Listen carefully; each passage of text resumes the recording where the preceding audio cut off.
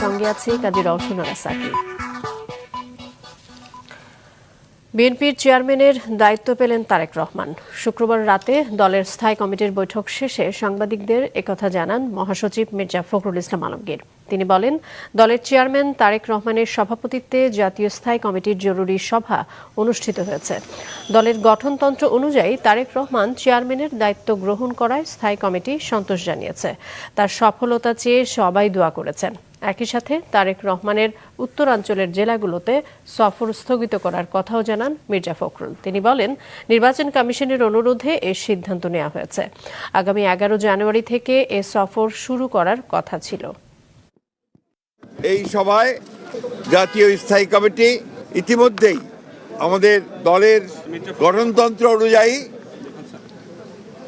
দলের ভারপ্রাপ্ত চেয়ারম্যান জনাব তারেক রহমান চেয়ারম্যানের দায়িত্ব গ্রহণ করায় সন্তোষ প্রকাশ করেছে। বাংলাদেশ জাতীয়তাবাদী দলের চেয়ারম্যান জনাব তারেক রহমান আগামী 11 জানুয়ারি 2026 থেকে দেশের উত্তরাঞ্চলের কয়েকটি জেলা সফর করবেন বলে সিদ্ধান্ত নেওয়া হয়েছিল। এ ব্যাপারে নির্বাচন কমিশনের অনুরোধে বাংলাদেশ জাতীয়তাবাদী দলের চেয়ারম্যানের এই সফর স্থগিত ঘোষণা করা হয়েছে। গণমাধ্যমের সম্পাদকদের সাথে শুভেচ্ছা বিনিময় করছেন বিএনপির চেয়ারম্যান তারেক রহমান। সকালে রাজধানীর বনানীতে হোটেল শেরাটনের গ্র্যান্ড বলরুমে এ আয়োজনের আনুষ্ঠানিকতা শুরু হয়েছে।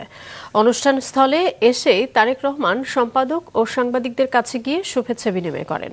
এ সময় সাথে ছিলেন দলের মহাসচিব মির্জা ফখরুল ইসলাম আলমগীর। অনুষ্ঠানে দেশের জাতীয় দৈনিকের সম্পাদক, ইলেকট্রনিক মিডিয়ার প্রধান নির্বাহী, বার্তা সংস্থাগুলোর শীর্ষ প্রধান সহ জ্যেষ্ঠ সাংবাদিকরা অংশ নিচ্ছেন। স্বাগত বক্তব্যে বিএনপি মহাসচিব বলেন, উদারপন্থী গণতান্ত্রিক যাত্রা শুরু হবে। সবাইকে মন খুলে কথা বলার আহ্বান জানান মির্জা ফখরুল। বনানীর হোটেল শেরাটন থেকে জানাচ্ছিলেন সহকর্মী হাসনান তানভীর। আসন্ন সংসদ নির্বাচনে রিটার্নিং কর্মকর্তার সিদ্ধান্তের বিরুদ্ধে দায়ের হওয়া আপিল আবেদনের শুনানি শুরু হয়েছে। আজ প্রথম দিনে শুনানি হবে জমা হওয়া প্রথম 70টি। সংসদ নির্বাচনে প্রতিদ্বন্দ্বিতা করতে মনোনয়ন জমা দেয়া 2568টি আবেদনের মধ্যে 1842টি গ্রহণ এবং 723টি বাতিল ঘোষণা করেন রিটার্নিং কর্মকর্তা। এই সিদ্ধান্তের বিরুদ্ধে নির্বাচন ভবনে স্থাপিত কেন্দ্রে গত 5 থেকে 9 জানুয়ারি পর্যন্ত আপিল জমা হয়েছে 645টি। এর মধ্যে গ্রহণ এবং বাতিলের বিরুদ্ধেও আবেদন জমা হয়েছে। প্রধান নির্বাচন কমিশনারের নেতৃত্বে পূর্ণ কমিশন আজ সকাল থেকে আপিলের শুনানি শুরু হয়েছে। এই শুনানি চলবে আগামী 18 জানুয়ারি পর্যন্ত। শুনানির রায় অনুকূলে না এলে উচ্চ আদালতে যাবার সুযোগ পাবেন সংক্ষুব্ধরা। স্বেচ্ছাসেবক দল ঢাকা মহানগর উত্তরের সাবেক সাধারণ সম্পাদক আজিজুর রহমান মুসাব্বিরকে হত্যার প্রতিবাদে সংগঠনের উদ্যোগে আজ ঢাকা মহানগর উত্তর এবং দক্ষিণ সহ দেশব্যাপী জেলা ও মহানগরে বিক্ষোভ মিছিল শুরু করেছে সংগঠনটি।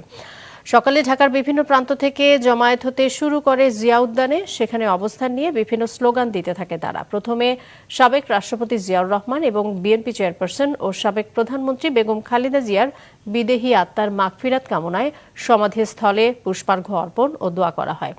জাতীয় প্রেসক্লাব থেকে নয়াপল্টন পর্যন্ত বিক্ষোভ মিছিল করবে স্বেচ্ছাসেবক দলের নেতাকর্মীরা। মিরপুর সহ রাজধানীর বিভিন্ন এলাকাতে তিতাস গ্যাসের সংকট সৃষ্টি হয়েছে। এলপিজি গ্যাসের সাপ্লাই বন্ধ থাকায় ভোগান্তিতে ভুক্তভোগীরা। গেল কয়েকদিন ধরেই তিতাস গ্যাসের এ সংকট দেখা দিয়েছে বলছে স্থানীয়রা। তারা বলছেন, গত 1 বছর খুব ভোরে উঠলে 9টা পর্যন্ত গ্যাস পাওয়া যেত। এখন সে গ্যাসটুকুও নেই।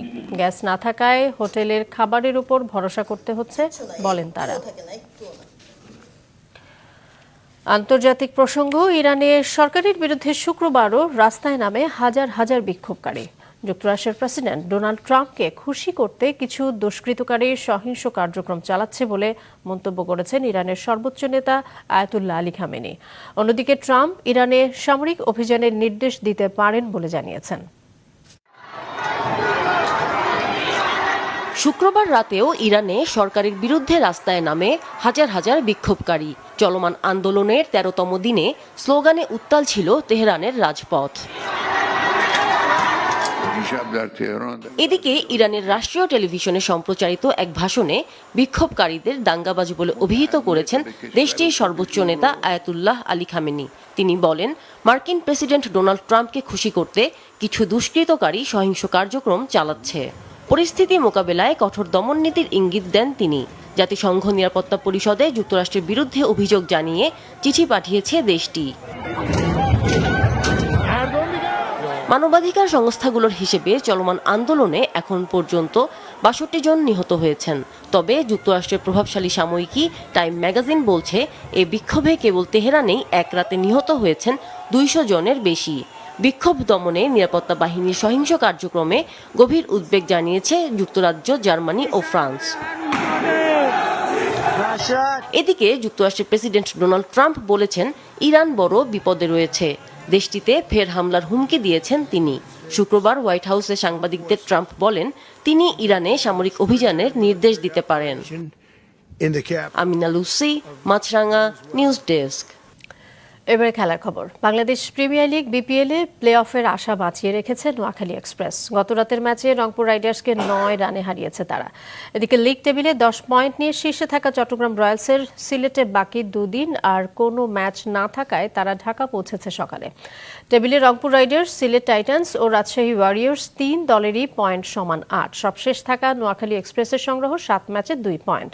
আসরে আজ বিরতি। কাল খেলবে রাজশাহী ও রংপুর এবং নোয়াখালী ও ঢাকা। এই ছিল এখনকার মতো। আমাদের পরবর্তী সংবাদ দুপুর ২টায় দেখার আমন্ত্রণ জানাই।